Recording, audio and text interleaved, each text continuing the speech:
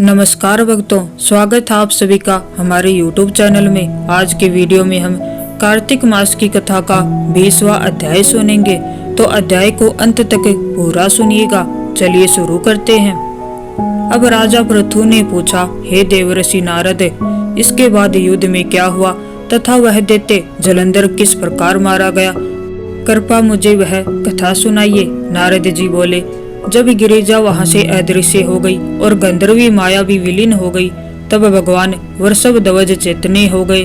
उन्होंने लौकिकता व्यक्त करते हुए बड़ा क्रोध किया और विस्मित मना जलंधर से युद्ध करने लगे। जलंधर शंकर के बाणों को काटने लगा, परंतु जब काट न सका तब उसने उन्हें मोहित करने के लिए माया की पार्वती का निर्माण कर अपने रथ पर बांध लिया। तब अपनी प्रिया पार्वती को इस प्रकार कष्ट में पड़ा देख लौकिक लीला दिखाते हुए शंकर जी व्याकुल हो गए।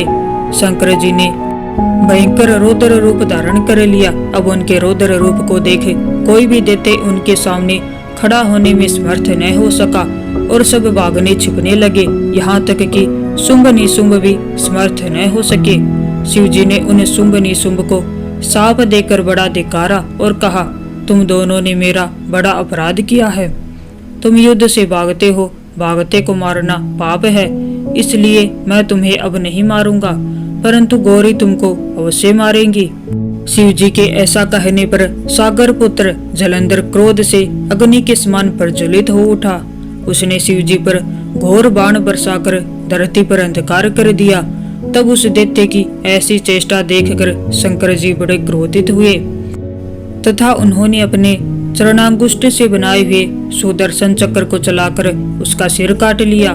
एक प्रचंड शब्द के साथ उसका सिर पृथ्वी पर गिर पड़ा और अंजन पर्वत के समान उसके शरीर के दो खंड हो गए। उसके रुधिर से संग्राम भूमि व्याप्त हो गई।